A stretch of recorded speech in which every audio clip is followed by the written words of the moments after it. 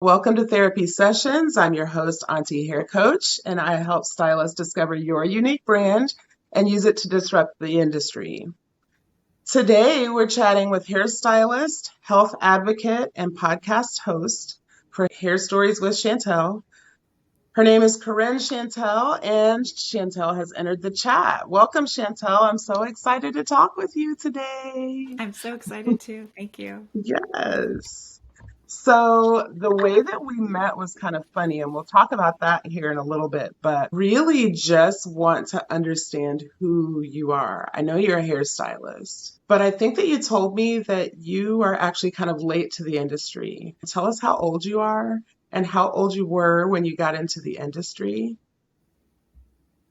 Yeah. and what made you to decide to be a cosmetologist. So I've I'm going to answer the last question and then work back Okay. or work forward. I have always wanted to cut hair and have my hands in hair. There's pictures of me as like a little person and I'm just like, and I always remember this fascination. I don't know if I saw it on TV and was like, as a little girl, like what is that? And is that something I can do? Yeah. I already was feeling into texture and maybe that's part of my creative side, or I don't know, a little autistic, but I was definitely into the texture of hair. Some people say like the fabric of hair. It was always there. I always remember wanting to get a curling iron and, like, can I curl someone's hair or can I cut it? And was fascinated by shapes. And I think after high school, my other passion was actually, I was thinking about doing radio and was really into radio and film. So my major when I went to college was like journalism, broadcasting. And that was something where I was like, ooh, can I just travel the world and get people's stories? So growing up was kind of, my home life was always a little privately very rocky for me. So I dropped out of college and was constantly striving for following my dreams, but there was always a situation that would come up where emotionally I couldn't handle it. So I actually had tried cosmetology school in my early 20s. I think I had a drinking problem. My first time getting sober, I was 19.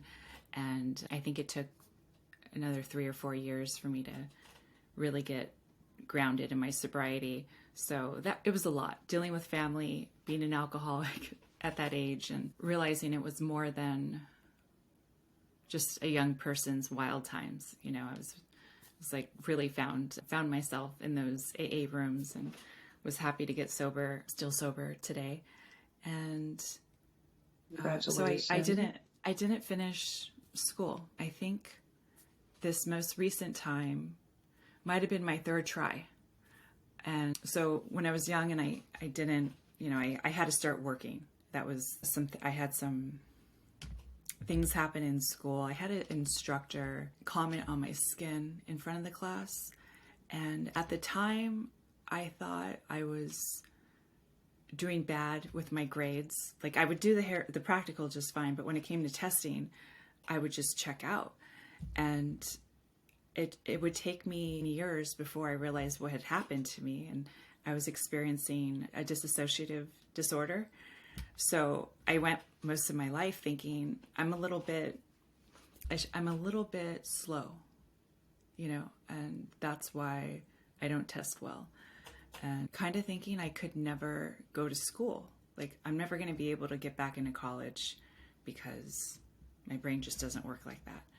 And it was so weird just coming to terms with that and being like, okay, I have to get into the workforce. So in a way, it was kind of neat because I got into the health industry. I started working at Henry's Farmers Market in the supplement and body care departments. And then, time just went by. It was like 7 years later and I had moved up to manager and was making money. So I was able to get a place with whoever I was dating. And I think almost every day though, I'd be driving to work or walking and I was thinking about hair. you know, or I would see someone's hair. My hair changed a lot. Anyone that was around me, if they gave me the opportunity to do anything, I was like, yes, please. And I moved to Oregon. I think I was 35, 33 or 34. Moved to Oregon, had an experience still in the natural supplement and body care industry, managing stores, working in departments and training people. And that was a really amazing experience. I decided to come back home and start a detox and, you know, just like take care of myself. I was coming back and I was like, I need to just regroup. And the job I was doing was not healthy. It was out in the Pacific Palisades and the store had black mold. And I was like, I need to get out of Good here. grief. Good grief. Got my credit cards, charged up a bunch of stuff to just start taking care of my body. My mom said I could live with her. And it wasn't part of the plan, but I said, I'm going to do this. And I started working as a vitamin rep for a brokerage, which was okay money. And I was getting to a place where it was like, okay, I'm going to move out and start whatever this next chapter is. And then I got laid off, and it was 2019 and right before the pandemic. So 2019 was this, there's always like wild things happening behind the scenes. My mom's house got broken into during the day. That affected me in a certain way. Getting in touch with my own health on different levels. And I had started therapy, which was, she was a specialist. And in the conversations, we were able to address like, oh, you had, you know, dissociative disorder, and just really where that came from, you know, and it's stemming from trauma when you're little and how to work with it, you know.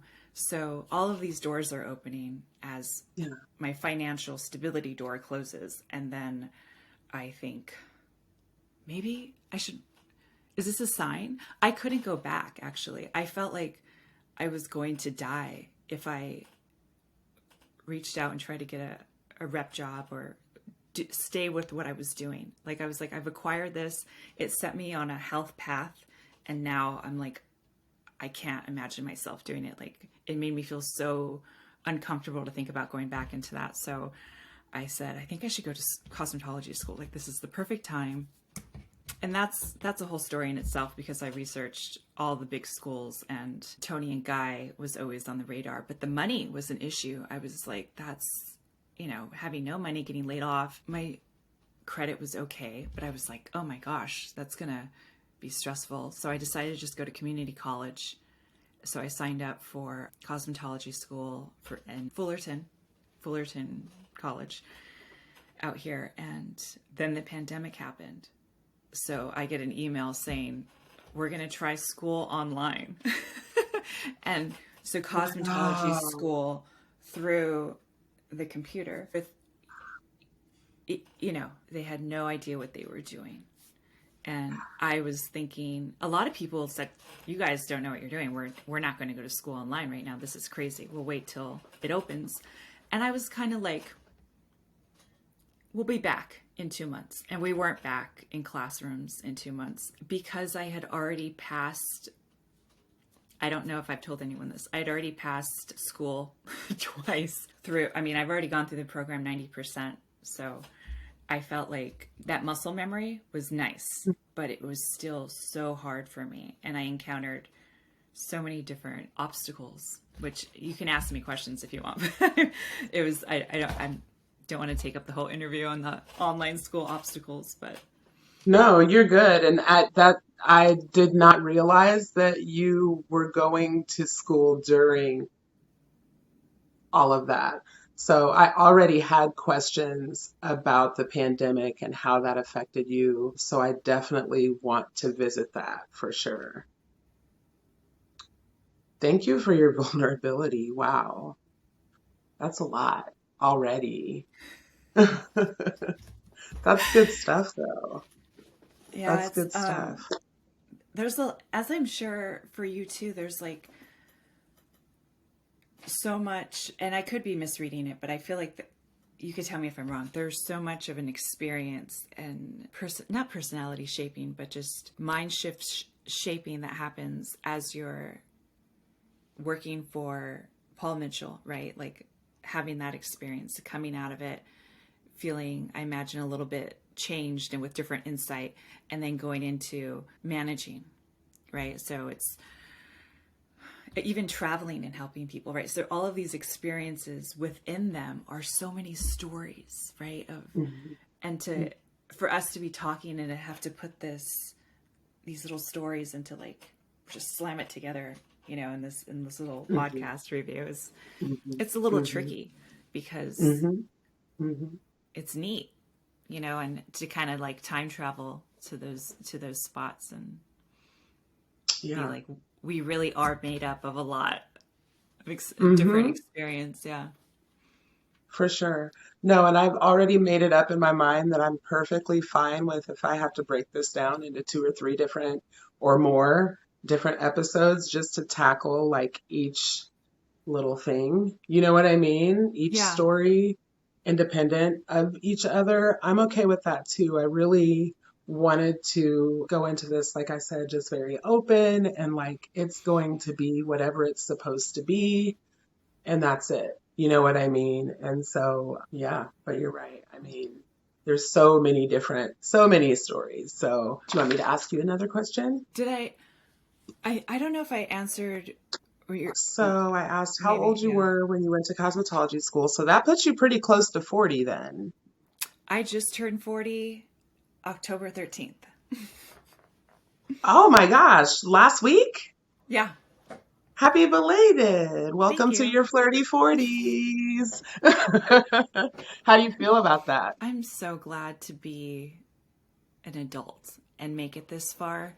Being a kid was hard, you know, and I'm kind of like debunking that in therapy, which is really cool. Just feeling so like I had no control over what was happening. And then in my early 20s, feeling like I then had no control over myself, you know, and Mhm. drinking and abusing things makes it much worse because you're just turning over your control even more. And finally, you know, just getting to choose and create your life is so exciting. And I honestly never thought I would make it past like 25. So getting to be 40 and just, you know, it being rough financially and everything that's happening right now, but feeling just so happy that that I have my body, you know, that I wake up and I'm like, I got a body that can All of move, my a brain piece. that works, and just reminding myself of like why I'm lucky. And that feels, I don't know if anyone can relate to that. No, totally. Yeah. Totally. I say all the time that one of the things that I really enjoy about doing hair is that, we all go through things, right? Like we all have stuff going on in our lives, and our lives are imperfect, and sometimes you want to scream and all of that. And then I go to the salon and I have someone in my chair and they're telling me about, just the things. I don't, just the things in their life, right? And you're just like, oh my gosh, I'm so glad I'm not going through that. You know what I mean? And it just reminds me to be grateful. Like what I do for a living really helps keep me grounded in gratitude because the stories that you hear, it's just like, my life is a train wreck, but it's not that, right? It's not that. So, no, that's totally relatable. Absolutely. Okay, so I'm going to ask you. I kind of want to visit just briefly the Paul Mitchell and being a national color educator for them because I feel like people would be curious what was your takeaway that you feel like if you just without overthinking like you're like this was the biggest takeaway, whether it was like a coloring technique or how not to be. Yeah. Could you share that? So I want to back up a little bit before I answer that part of the question and say that prior to being a Paul Mitchell color educator, I was a Redken color educator. Mm. And I started doing that about 2 years fresh out of the industry, like 2 years fresh in the industry with my license. Did not understand color theory at all, like at all. Did not understand. In hindsight, I always say that I was using the apply and pray method because I just didn't understand color theory. Coming out of that, so I think the biggest thing, there were two things that I took away. One, the reason that I'm no longer educating for Paul Mitchell is because their lack of diversity really started to bother me. And I know that's weird with me being there. Like that is that is diversity. But I feel like the problem was it was the diversity for me. So it bothered me that I didn't at the time. They've done better. I wouldn't say significantly, but they've done better. But I wasn't seeing diversity in their models. I wasn't seeing diversity in their ads. I just wasn't seeing diversity. And that was frustrating for me because then when I would go to these events, I'm not seeing other people who look like me, and representation is important. The most important lesson that I learned doing, because it was color education for both Redken and Paul Mitchell, is that once you are completely grounded in color theory, you can do anything with hair color. Like you can create anything. It's so magical. It's just my favorite thing. Hair color makes me so happy. Like it's literally my favorite thing. So yeah, I think that's it. I think I'm getting grounded in color theory. And so understanding what I can do with color, what I can't do with color. It helps me draw boundaries with my clients when I'm behind the chair. Because, I don't know if you've had this yet, but you will. Someone will come in or they'll call you or whatever, and they've got box dyed hair. They've been box dyeing their hair black for the last 22 years. And they come and they sit in your chair and they show you their inspiration pic, and it's platinum blonde, and they've got $32 in 3 hours. Like, girl, get the hell out of here. You know what I mean? So there was a time where I would really attempt that because I felt like, oh, it's the customer and the customer's always right and you have to make them happy. But post education, I understand the importance of boundaries. And, I think a lot, the clients, they haven't gone to cosmetology school, so maybe they just don't know. You know what I mean? And so using my education to educate my clients in order to have boundaries and manage expectations. That's probably the biggest thing I've learned, or that I learned. Yeah, doing that. I would love to see more of a sharing from hairdressers in general about the time. And I don't know if it's like we're afraid that it's weakness, or that someone's going to take something from us or judge us, or that keep it mysterious because people will try this at home. And I don't think if people knew, they would try that. They come in because it is very time. I think they need to see the mess and all that goes into it, is what I'm saying. And that helps people come, like watching hairdressers and kind of doing it myself even, and trying to catch myself, break that habit of don't put expensive K18 on them. And I gave them like a $10 conditioning treatment and did all this expensive stuff behind the scene. And I'm like, that's why your hair's safe. Go. And they think like, it was just shampoo, conditioner, wash. And I think it's okay to share sometimes like what we should be sharing what we're thinking maybe with the client. Like, this is the Absolutely. process. Like, your hair wasn't the same hair it was 6 months ago or even 5 years ago. Maybe your hormones have changed.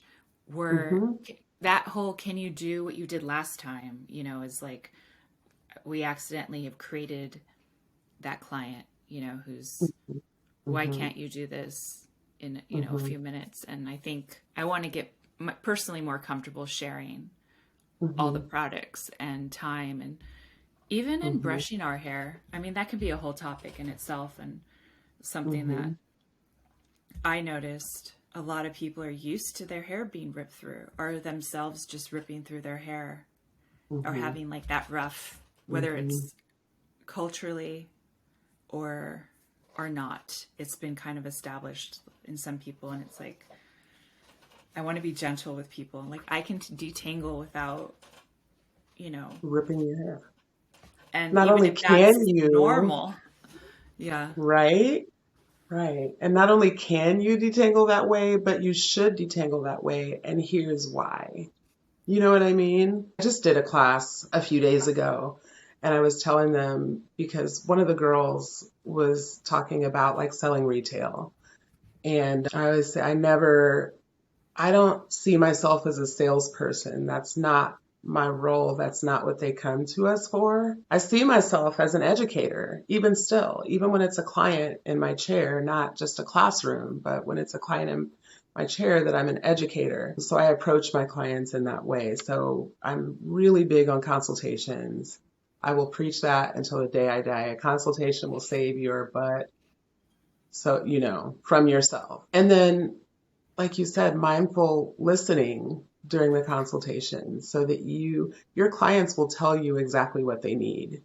You know what I mean? yeah, So when they sit down and they go, yeah, as you can see, my hair's really frizzy and like da da da and you're listening for these buzzwords, it's frizzy, it's dry, it's unmanageable. You're listening for those things and then offering solutions. I'm not selling you anything. I'm offering you a solution to a problem that you're having with your hair.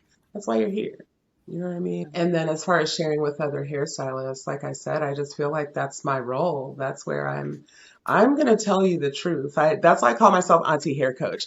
I don't know if you have this, Auntie, but a lot of people, we've got the things that you maybe can't talk to your mom about, right? Like you can't go to your mom at 19 and be like, Mom, I think I'm an alcoholic. You know what I mean? But you might have an aunt that you can go to that will listen to you and not be judgmental and help you find the help that you need. Auntie Hair Coach is my alter ego where I share all of the messy stuff because at the end of the day, there's enough out here for all of us. There's no reason that we can't share with each other because there's billions of heads of hair. No one person can do them all. And if by me sharing information with you, if that helps you and grows you as a stylist, then I feel like that elevates the entire industry. yeah. Does that make sense? Yeah. It does, and it makes me think about your coaching. I'm sure it's like a course and the one-on-ones, right? That you can't just. It's not Well, just one it's a work in sentence. Yeah. progress. It's a work in progress.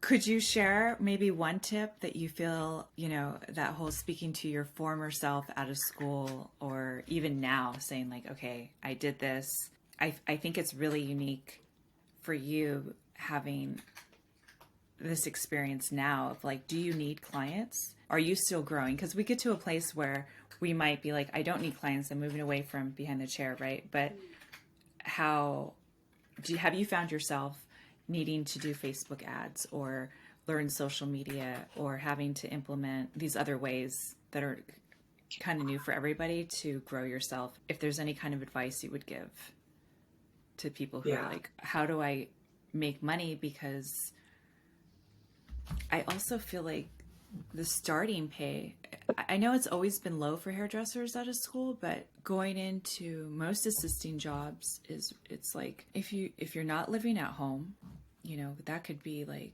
I can't be a hairdresser. Can't wait to assist somebody for this amount or even assist as a receptionist. But I know every area is different. I'm just finding I think that's an issue.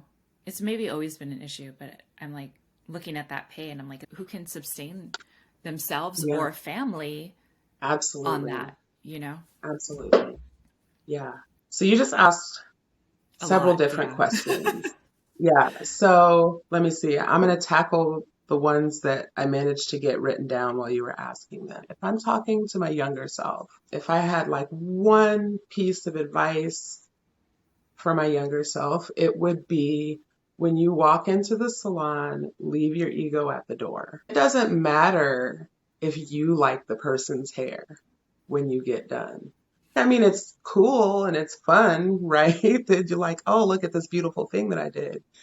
But it's not about you. when those people come in to see you, at the end of the day, it's not about you. Like maybe you drew them in and they're there because of you, but it's not about you, if that makes sense. I feel like 99.9% of hairstylists at some point in their career wondered, did I just make the biggest mistake of my life by choosing this as a career?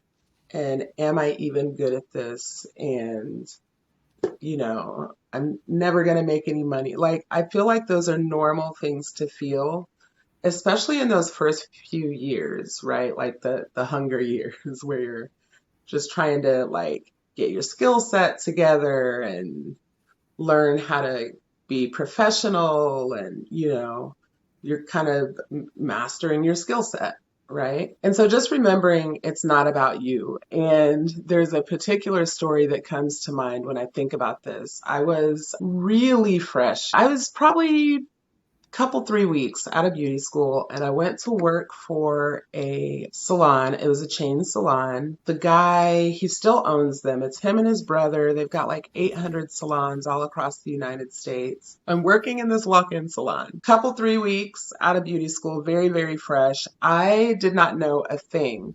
I was not someone who wanted to be a hairstylist when I grew up. I knew nothing about hair. I spent more time skipping school and getting credit for it than I did learning things in school. Like I was a terrible beauty school student. So I get my first job. I don't know a thing.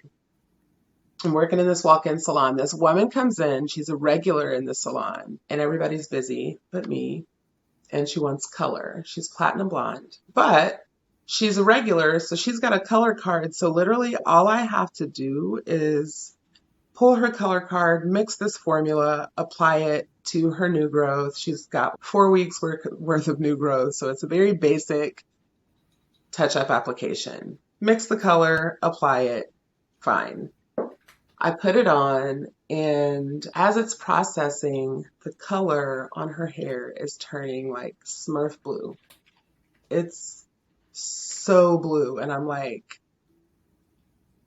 oh my, And I don't know if it had to be my energy. Like she just sensed new stylist energy, right? And it was making her nervous and anxious. And so she starts freaking out about how I ruined her hair and calling me everything but a child of God and just being really, really like, I don't want to say ridiculous because hair is important, right? But like she was just being really over the top. So I go and get my manager. My manager comes over. She's looking at it. Long story short, it turns out that we were using a high lift color with a blue base because we were lifting through orange and we had to counteract the blue and da da da. It was fine. Like it finished processing and it was fine. But I'm dying inside. You know what I mean? While all of this is going on, I'm dying inside. And so pretty early in, I had to learn because I went back. I thought about not going back the next day. I'm just going to be honest. I really considered not going back because that was rough. I cried. It made me, or at least was the first time that I realized, and maybe my manager told me this, I don't remember, it's been too long ago, that it's not about your ego. It's about satisfying the client. And while she was being ridiculous and actually asked not to come back because she was so over the top, but like you're going to make mistakes.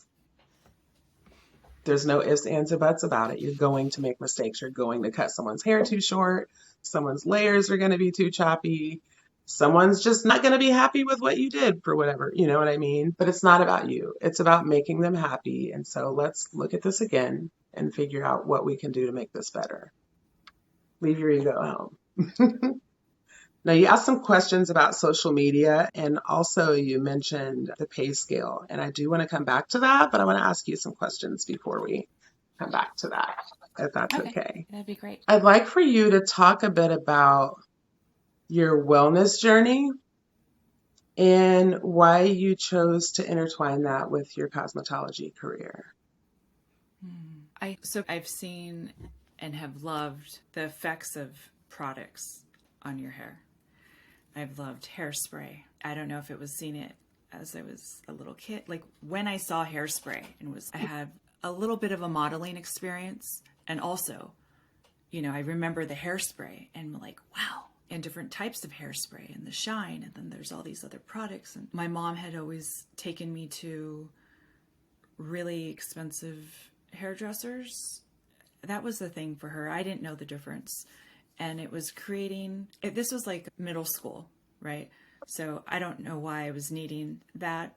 It might have been trying to give me something nice, but how I felt having these regular products around me and just seeing what they would do, it was like, I'm attached. Like, I love it. I would feel confident and amazing walking out of salons. And I was always so insecure, right? I felt like I was shrinking constantly as a young person.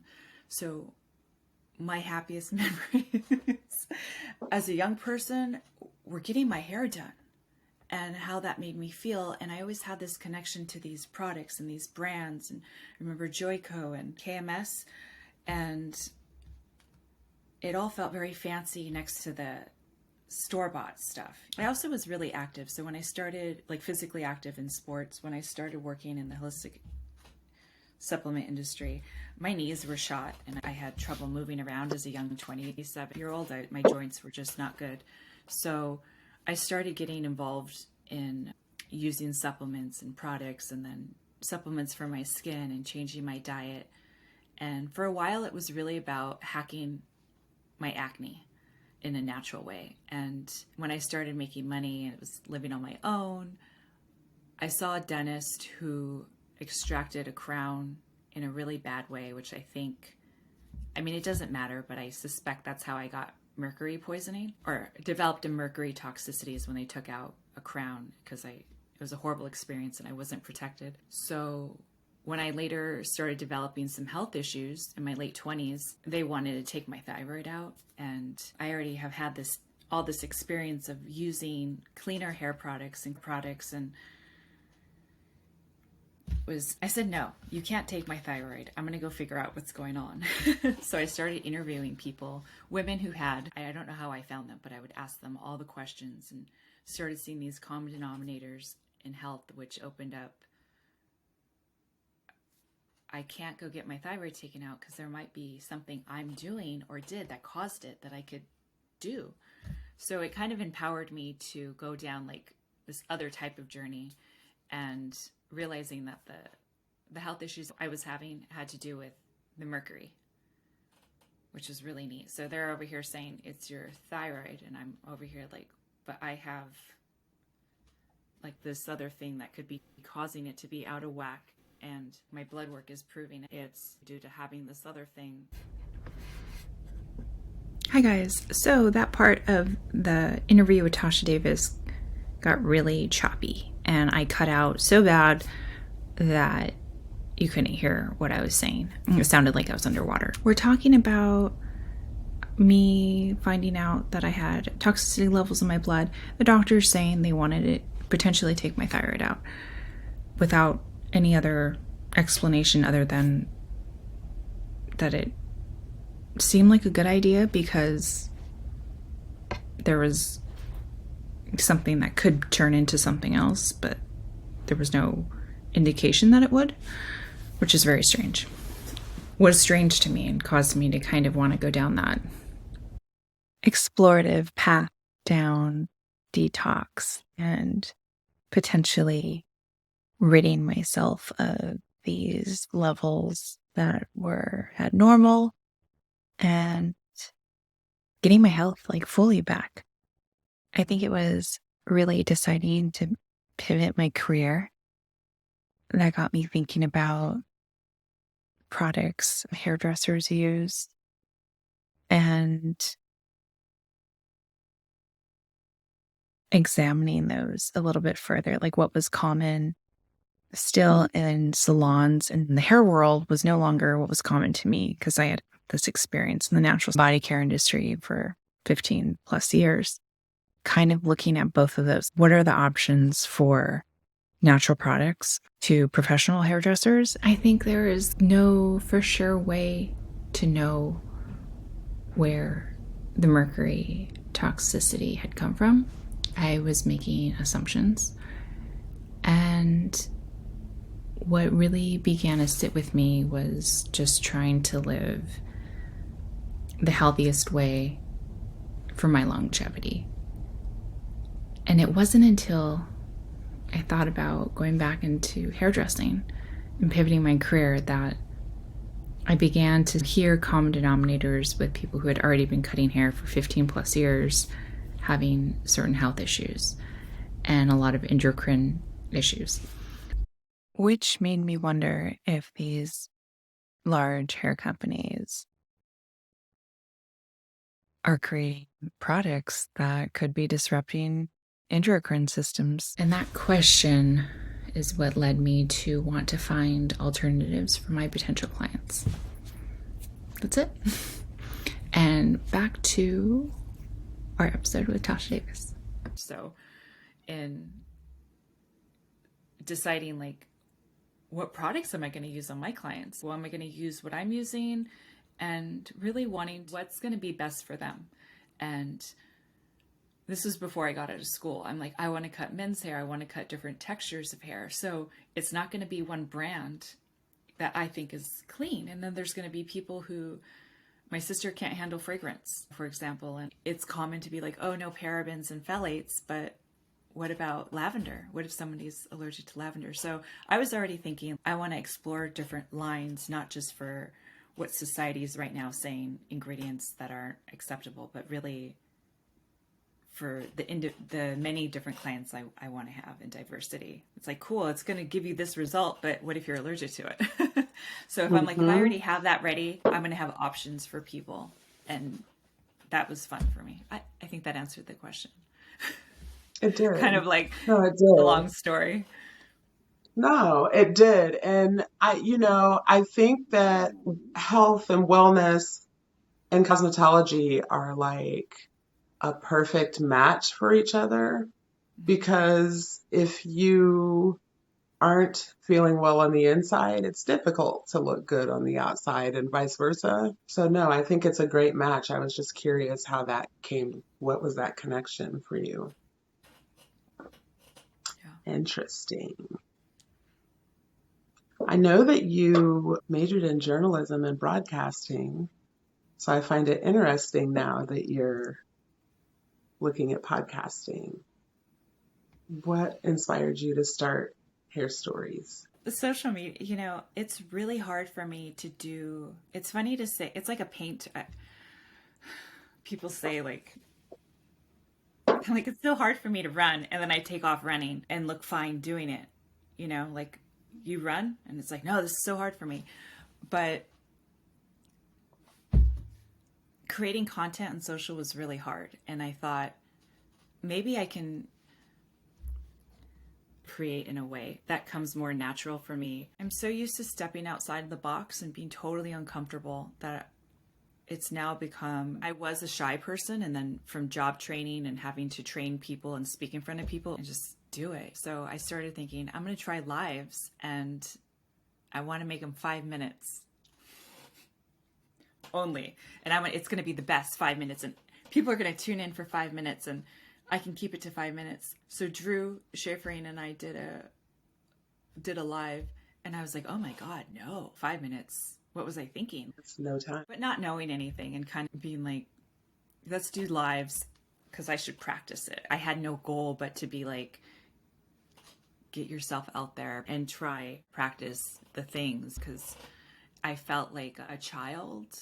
Like I felt really like, why is this so hard for me? I resist it. I would rather climb a mountain than do these things. And yet people go, oh my gosh, you are so good. You're so natural. And I don't see that. I don't feel it inside. And that's what's so neat is like my assisting experience. I was often outside of school, was often in a complete, something is happening in here. And I look like, when I'm like, oh my God. And that I noticed that, and people would be like, no, you didn't look stressed. And I was like, that's cool. That can work in my favor when I feel like I'm panicking and I don't want to look like I'm panicking. So I forgot what I'm talking about. You were telling me about what inspired you to start your podcast. Oh, so those little lives that I was just messing around with, people were like, you should do that. Do you podcast? You should be podcasting. So I also have a small deodorant business and a client had talked to me on the phone a few times about deodorant, just business stuff and writing, because we're both the nerds and love to read. And he was working on a script, and he had said, I think you should be podcasting. I think you should be doing maybe voiceovers. You should get your voice out there. And I was like, okay. I've had people tell me this, but I find it exciting because I love hearing stories. And this is new for me, talking so much. I would rather hear the story. And that makes me feel like I've connected to, this might sound super cheesy, a purpose. And like, am I supposed to just be capturing stories as my purpose? And so I finally was like, well, let's see, because I'm trying so many things and it's real hard to take care of myself financially right now. Just to be honest, and some people are like, that's a weakness, telling people you're struggling, I think that's a strength because everybody's struggling. That's the thing. And so part of, I think, what makes a good podcaster or even movie star or model or whatever is for people to be able to relate to you. No one's going to spend time listening to you if your content is not relatable. So struggling is relatable because we all are in some way, right? That's relatable. That's true. I don't see that as a weakness at all. I see it as the opposite. I think it's a strength. Thank And you. I agree with them. I think you have a radio voice for sure. Yay. I do. Is there anything you want to share with the listener that's random Well, or? so I do want to go back and revisit. You asked me a little bit about social media Mm, and whether or not I was in a space where I'm growing for clients. And I definitely also want to touch on pay because you touched on that. You didn't go real deep with that, but you touched on that. So I just moved to Georgia. I've been here a year. And before I got here, I was in Indiana. I had owned my own salon for the last 10 years before I moved here. I haven't worked for another person. Now we're pushing 12 years since I've like had a job, right? And I've gotten very spoiled by that because there's a lot of things that I can do and say when I work for myself that I could never do and say if I was working for someone else.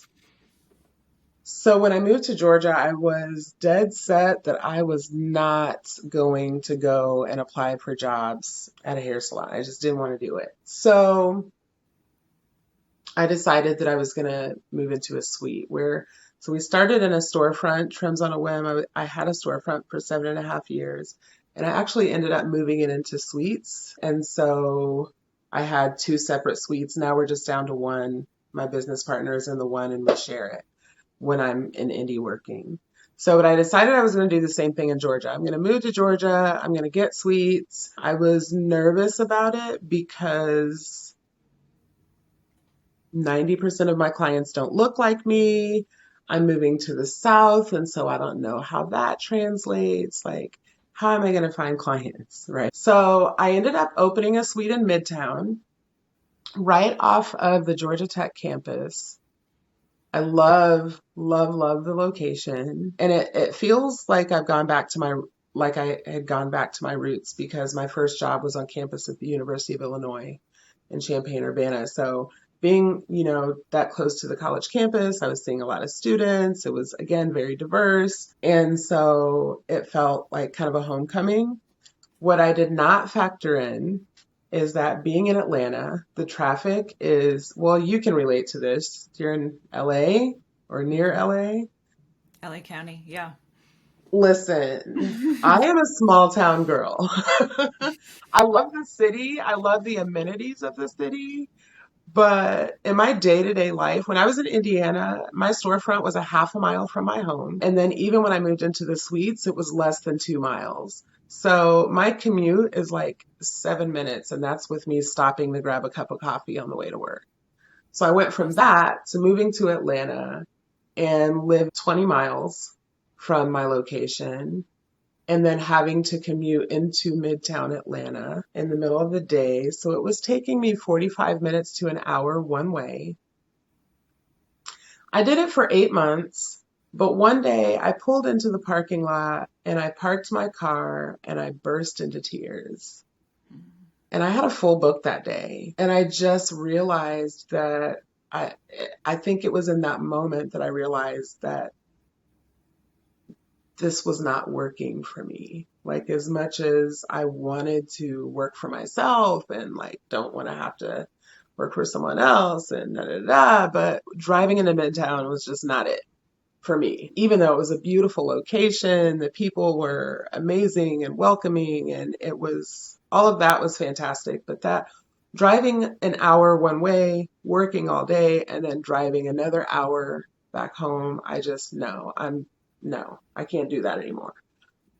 So I started looking and I ended up in Peachtree City, Georgia, which is an adorable little town. If you, any of the listeners, if you visit Georgia, anywhere near Atlanta, you have to visit Peachtree City. It's this cute, I keep calling it a little town. It's not really that little. It's actually pretty large, but it has small town vibes. It's a golf cart community, but not in the way that like Florida, like with the old people in their golf carts. It's all like young families. It's the community was founded by Delta pilots because Delta, Atlanta's got the busiest airport in the world and Delta's home base is here. And so this community was founded by Delta pilots.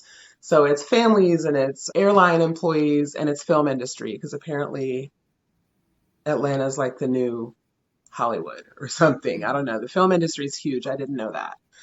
So I got online just in case anyone's looking and kind of interested in the method to the madness for finding a place to work, right? So I knew, like you said, you got to worry because we got bills. And let me tell you, Atlanta is way, way, way more expensive than Indiana. The cost of living here is much higher. So I had sticker shock after, I did my research, but I did my research. I was planning to move. I decided to move in 2019. So that's when I was doing my research in 2019 and early 2020 to move here. That did not factor in the pandemic. So I'm looking and I'm like, oh, it's only 20% higher cost of living, but that didn't factor in COVID. So the cost of living is actually more like 40 to 60% higher, depending on. And so you've got bills, right? Like we got to pay these bills. And my husband, I've always made more money than my husband. He works. He works a full-time job and got 3 or 4 side hustles and he makes money, but I've just always made more money than him. That's just the way it's been. And so anyway, my method for finding a place where I could work and make money and still work for myself. So I Googled salons that were south of where I live because I wanted to be going in the opposite direction of traffic in the morning. So I found a few like large sized towns in South Metro Atlanta. And then I pulled up their demographics because I needed to know who could afford me because I got bills. We all have bills and people, they want to complain about what things cost and all of that, but like if you're complaining about how much I charge, you're just not my client. And honestly, I don't charge that much. A haircut with me, what I call an express cut with me is 30 minutes and it's $30. It's not that expensive, but I generally charge $70 an hour is what I'm charging right now. That's how I kind of came up with my price list.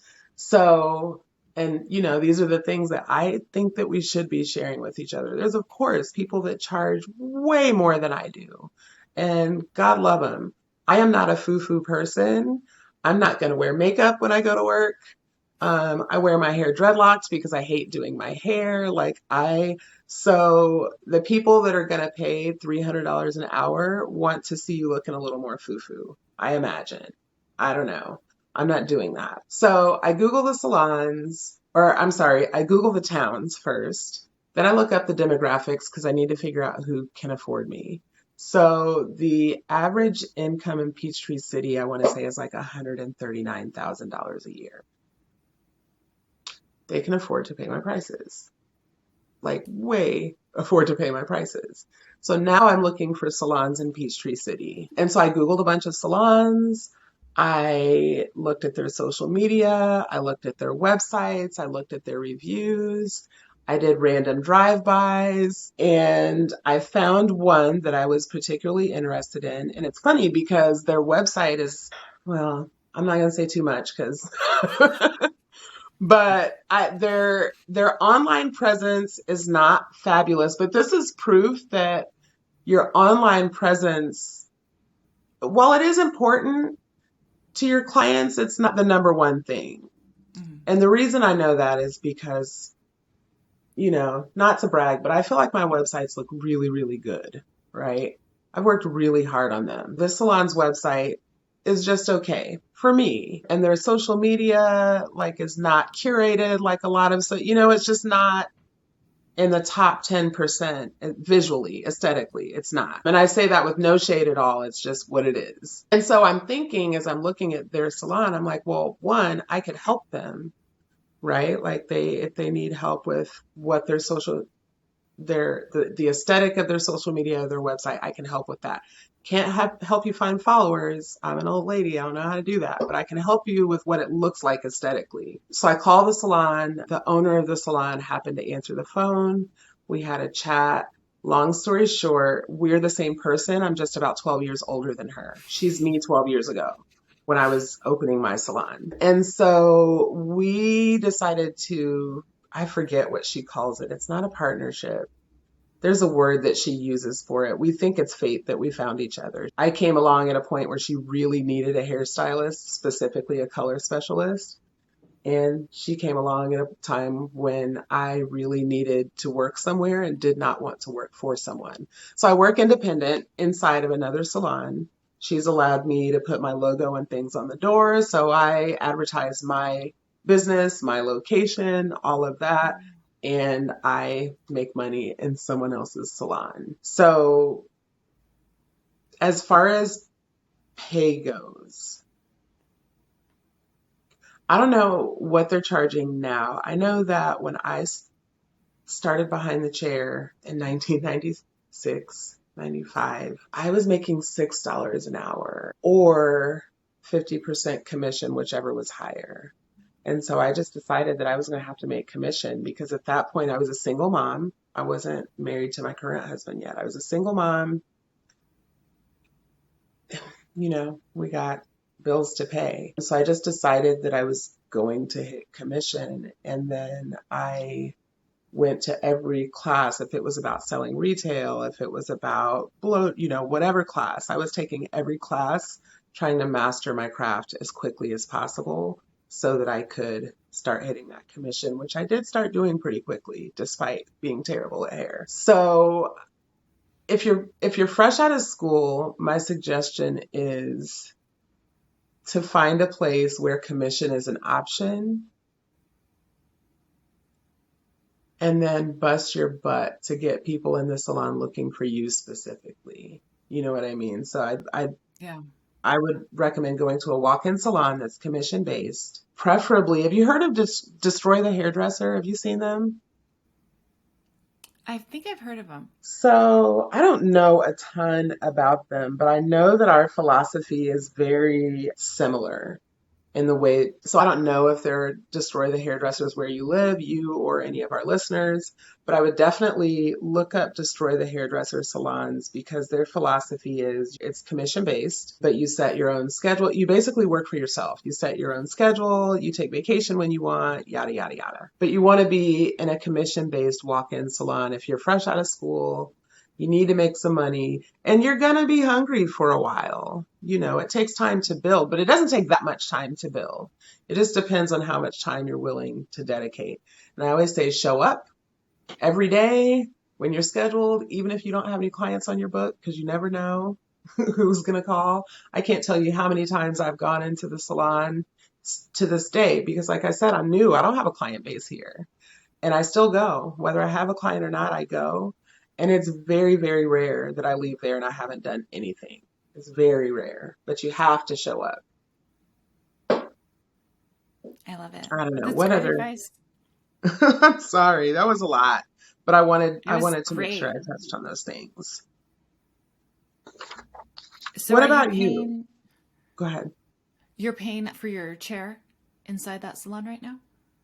Like a So, monthly chair fee?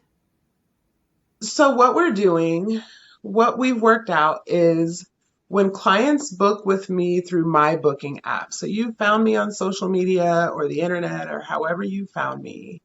And I still maintain, I have a booking app because I still have a brand, you know. You book through my app, then I tip out the salon is what we call it. So whenever I make money, I just tip her for allowing me to be in her salon, use her water and her electricity. And, so I tip the salon. When I don't have clients that book through my booking app, I'm available for them because they needed a stylist. So I'm available to work in their salon for a commission. I did negotiate a probably higher than normal commission for myself because I'm old and I have bills. But I think it's important to, no matter how old you are, to ask about whether or not commission is negotiable. Because like I said, we all have bills. And like, yeah, I want you to be able to pay your bills at the salon, but also I need to be able to support myself. You know what I mean? So I would definitely ask about negotiating your commission. So no, I don't pay a chair fee necessarily, not like booth rent, but when I do clients for this salon, I take a commission from that. They keep the rest, so that's their booth rent. If I book through my app, I tip them. If I don't do anything, nobody gets paid because there's no money to pay, you know. So, Yeah, that's great. That's a yeah. great relationship. Yeah, yeah. And I think though that there are probably lots of salons out there. It's really about like connecting with, talk to the owner and ask them what they need and be honest about what you need and see if you can come to some sort of understanding and some sort of working relationship that works for both of you. You know what I mean? It doesn't hurt to ask. The worst they can do is say no. And I really, if it's not going to work for you, don't do it. Go down the street. There's another salon half a block away, I promise. Go ask someone else. But your perfect place that works and fits for what you need and the money that you need to make, it's out there. But just understand you're not going to make it on the first day. It's going to take some hard work, handing people your business card. I still give people my business card. When I go out to eat at a restaurant, I over tip always, no matter where I go. So I leave a really good tip and a business card. you know, Come see I me. like that. If I go to the bank, I put my business card in I don't go to the bank very often anymore because, virtual, but anywhere where you're talking to strangers, give out your business card still. Or use Popple. I'm using Popple now. I'm getting a little more, future, whatever, wherever the future's headed. So what do That's you great. want to share with our listeners? Because I know we've been on the phone for a while now, so I don't want to take up all of your Yeah. day. What is it Oh, that you yeah. would We like? went over that and I didn't even notice. Oh I had it posted over the time and I'm like, whoa, look at us. That's awesome. Yeah, if you're feeling good about wrapping it up, you asked me, did you have a question for me? I asked you, I have so many more questions for you, but I just asked what you would like the cosmetology world to know about you. To know about me. I think something that was brought to my attention is that you can't tell my niche by my social or anything that you see of me online. And I can't fix that right now. So maybe verbally, I think I'm really good at precision cuts, and I like to think the cutting is very where I'm at. And Hmm. that if somebody was like, this is going to make you $1 million, just do precision niching, I'd be like, well, I got to consider that because I could use that to help me do the other things. But personally, I really want to work on textured hair and know how to work on textured hair.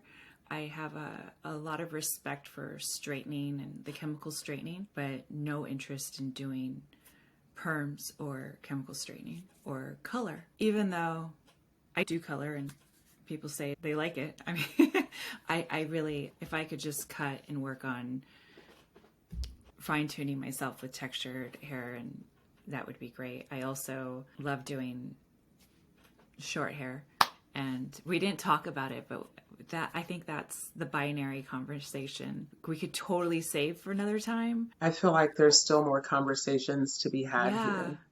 because Maybe we it's just pick a topic and talk about that. yeah, even working for ourselves could be a topic, right? Because I'm here there's for it. I'm here such for it. different conversations, and then I'm here for it. even just our passions, right? Like, so I think that's the thing. I don't know that people are going to be able to get that anytime soon by looking at my social media. I would hope to get better at it and then actually have every person I'm working on like represented somewhere. But I get in the zone and I don't take pictures. I'm still working on capturing footage, and what I was doing right out of school, or actually before I graduated and got licensed, is nowhere. I had to sign an NDA, and there's no Oh, like, I helped here, you know what I mean? So that's interesting. And I'm okay with that. And I think like this getting on social is a practice, and it's just getting comfortable sharing with myself. And I was like, wow, the fact that you asked, I mean, no one else asked to also interview me. It was like, I'm like, this is the universe, just go with it. And again, I felt like it was telling me just practice showing up. I got a lot from this, and I think I do feel inspired. I would like to have another conversation sooner than later. I'm going to put that out there. You let me know. You don't have to tell me right now. Hit me up later because I know today's been a lot. It was such an honor speaking with you. Yes. Thank you. Same. I feel Same. it was an hour and a half, but I feel invigorated for the rest of my day. So thank you. Thank you so much. I appreciate you, Chantel, and I look forward to chatting with you soon. Okay, bye. Bye.